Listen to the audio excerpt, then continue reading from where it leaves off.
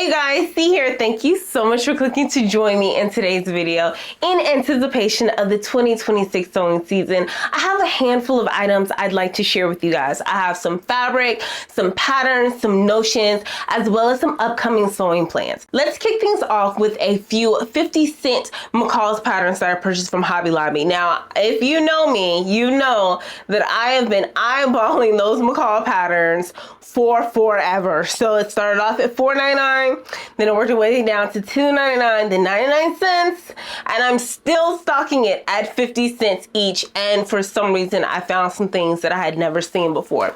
So the first pattern that I stumbled across is McCall's 8295. This is a girl's pattern. It is a girl's top, skirt, shorts, and pants pattern. The pattern is rated as easy. Suggested fabrics are gauze, stable knits, cotton blends, and gingham. The only notions that you'll need other than lightweight fusible interfacing is elastic and some single fold bias tape for a couple of the views. This pattern comes in sizes US 7 to 16 for girls, but when it comes to my daughter, I literally just take the tape measure and write down all of her measurements and compare that to what is on the finished garment measurements on these patterns. Now, I don't typically make anything for anyone else, but this pattern is so adorable, so simple. It certainly looks like a scrap buster, and now that I've been getting in the habit of purchasing more fabric than what I need, I have tons of scrap left over. And so my girly girl would probably like some clothes, and I think she's still in the phase where she wants to look like mommy, so I'll take it while it lasts. So that is McCall's 8295.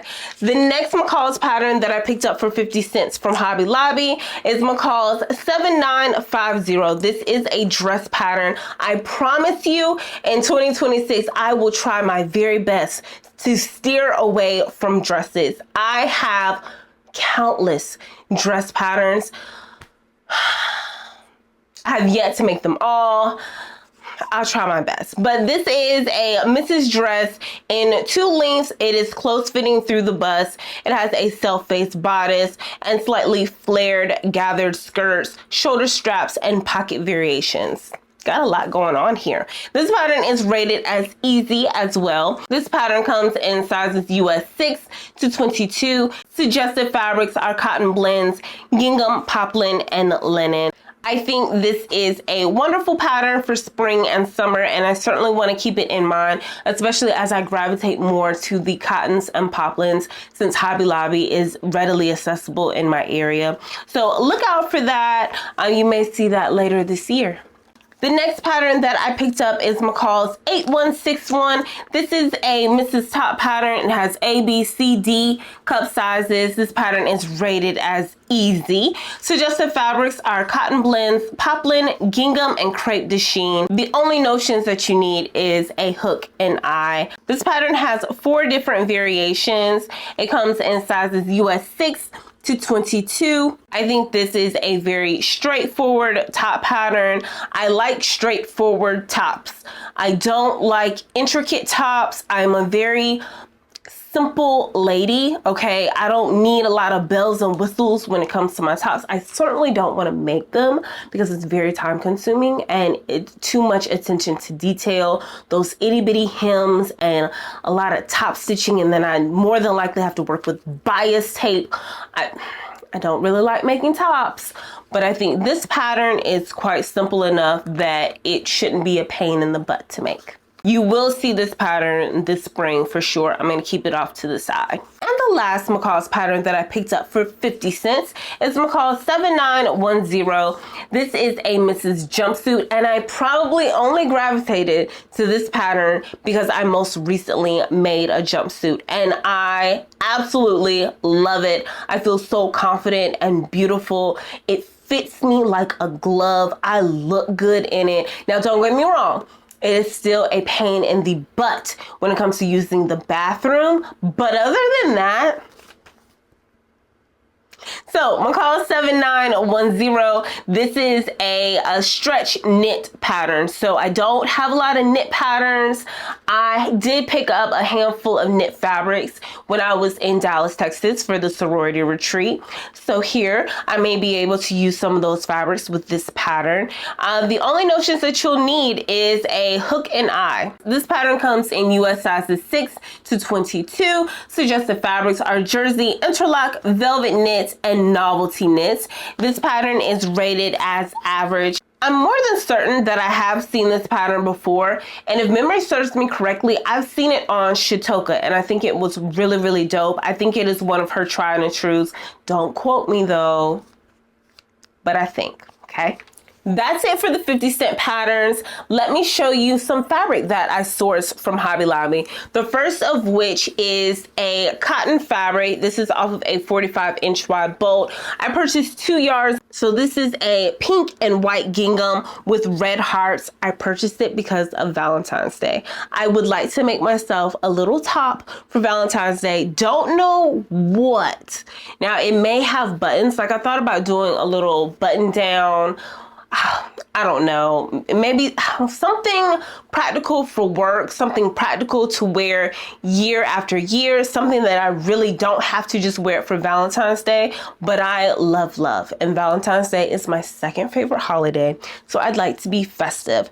Typically on Valentine's Day, I wear a strawberry cardigan with fabric that I purchased from Hobby Lobby many years ago, but I just pulled that out. That is probably one of my long-standing sewing makes. Like I've had that one for 3 or 4 years maybe. So this year, and I'm gonna get started early. So I have a month before Valentine's Day. So ideally, damn it, I need to start making it now. But I don't know what I wanna make. I'll probably ask you guys for some suggestions. If you have anything in mind, I do think I wanna do something button down. And because of which, I purchased some buttons from Hobby Lobby as well. These are 5/8 inch wide red buttons to really bring that pop of red color. If you have any suggestions for a great little button down top, let me know. Before I move on, I purchased all of this fabric from Hobby Lobby during the 30% off week. So the 2 yards of cotton gingham that I purchased, it was regular $9.99 a yard. 30% off, $6.99. For those 2 yards, it was $13.98. And I think 14 bucks for a cute little top is wonderful. The next fabric that I picked up was 2 3/4 yards of this black faux leather. When I was making my moto jacket here, I teased the idea of some black cargo pants to pair with it, but also a pair of pants that would be quite versatile in my wardrobe. I think a pair of black cargo pants would be great. I made a pair of faux leather black pants last year to go to a concert, and they have been heavy in my rotation ever since. I've worn those pants so much. They're a little snug though. So it may be time to retire them because I got a shimmy in them and I am just not that comfortable in them. It's time to retire them. And instead of duplicating those pants, I thought it would be fitting to go ahead and add some cargo pants to the rotation. This black faux leather was regular $8.99 a yard, which I think that is an impeccable regular price. And then of course your 30% off right down to $6.29 a yard. I cleared off the bolt, so I purchased all that they had left. They only had 2 3/4 yards, which is still, it should be plenty for a pair of cargo pants, I think. I haven't pulled out the pattern that I want to make for these pants. I haven't looked yet in my stash, but that brought my total to about $17.29, I think. Yes, $17.29. The next fabric that I purchased from Hobby Lobby is this light wash stretch denim. This is a 6.5 ounce denim.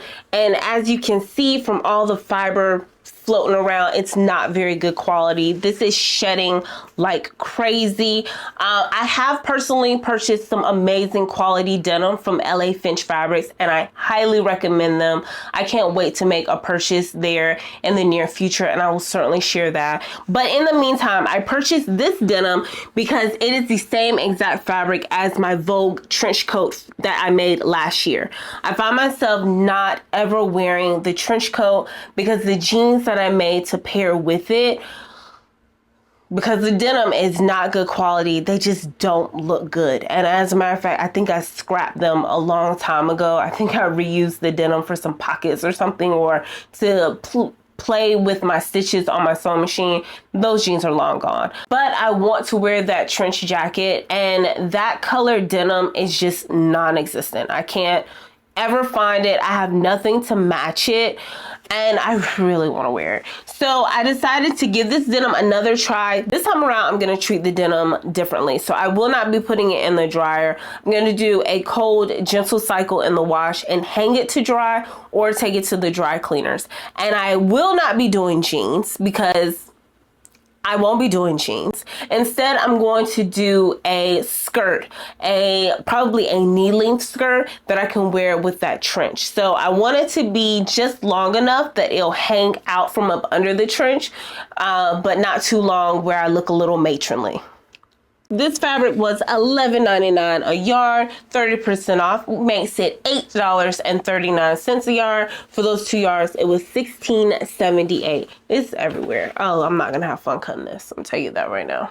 The next fabric that I purchased from Hobby Lobby is a little more special to me.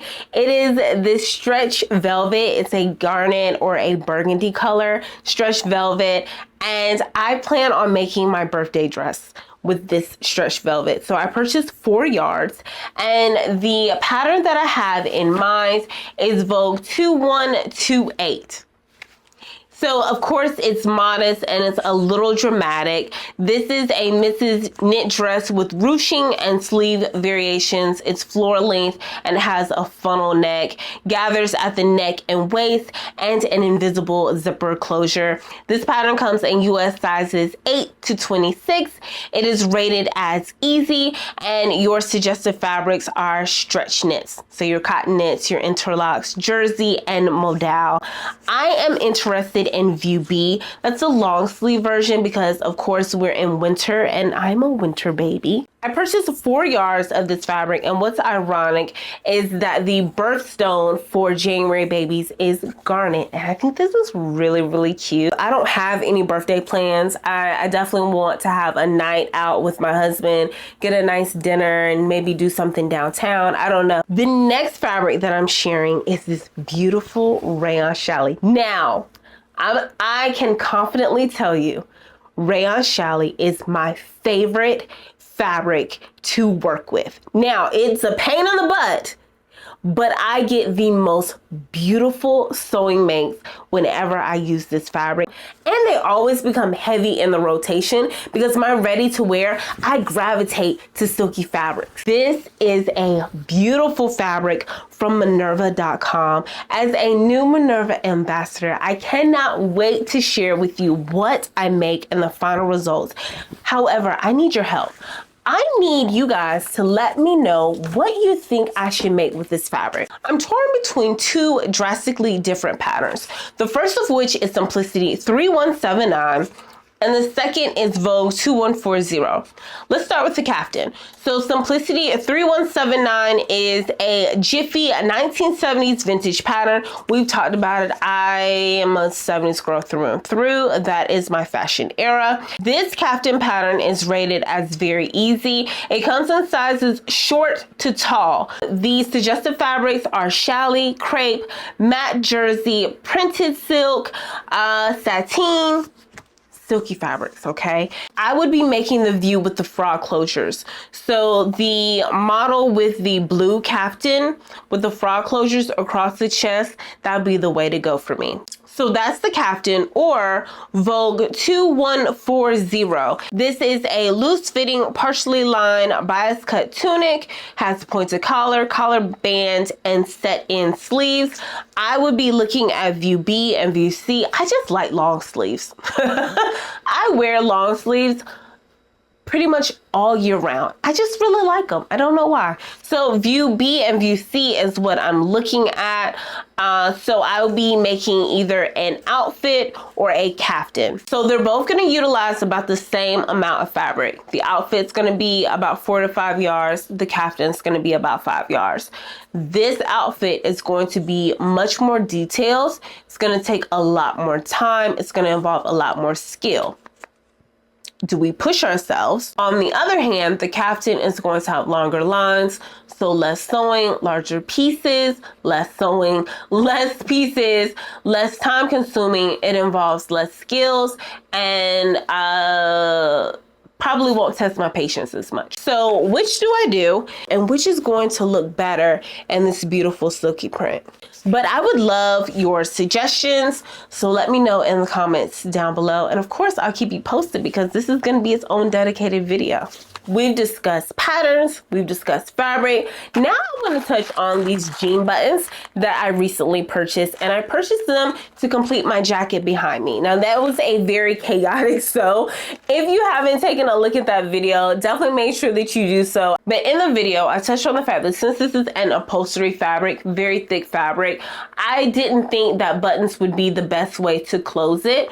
I played around with the idea of shank buttons as well as snaps and jean buttons. Now, in my experience, I've had some rough times when it comes to closures for jackets. Most recently, I worked on a bomber jacket in fall of 2024, and I had snaps, and I had to get the whole tool and put the snaps in, and half the snaps were falling out. So that didn't work out. I've worked with jeans where I've had the jean button and I've got a little mini screwdriver and I'm screwing it in. That isn't secure, or it's loose and it's wobbly. I didn't want to risk it when it came to that jacket. I didn't want to put any holes in that jacket and it didn't work out. I'd gotten so far into that make that I didn't want the last step to completely discourage me from wearing it. So I scoured the internet and I came across these jean buttons. All you do is pull it apart and tack it in. And when I tell you, this is one of the most secure enclosures I've ever come across. I've been wearing this jacket as often as I can, which has only been made for less than a week. So let me not get ahead of myself. But these are some of the most secure enclosures I have ever seen. Like, I'm so confident that it will take a lot to pull this out. It's so secure and sturdy. It looks really good. But if you are like me and you struggle with making snaps and the jean buttons with the screwdriver, if you haven't had any success and you need a little more practice, or you just want to say the hell with it like I did, I highly recommend these. I will link these down below. I'm so glad that I got a 60 pack because it might be my new thing, I'm not gonna lie. And because I spray painted mine and then treated it with an acrylic coating, I really might be spoiled because I really, really like it. I'm definitely the type of person who likes to take the pain out of a process. And that's painless. For those that are curious about what I use to spray paint my jean buttons, this is a Rust-Oleum spray paint. It's suitable for wood, metal, plastic, and more. And then here is the clear acrylic coating. The coating can come in satin, gloss, as well as flat. I wanted flat black buttons, and so flat it is, or matte. And so those are all of my new sewing goodies to kickstart the 2026 sewing season. I hope that you enjoyed it. Definitely make sure that you are subscribed and you come back, especially if you want to take a look into my sewing vlog for my birthday make, my Minerva make. I need your help. Don't forget, let me know in the comments down below which pattern I should make with that yummy fabric, okay? This is important. This is coming up on the channel as well. As always, I love you for watching. I'll catch you in the next one. Peace.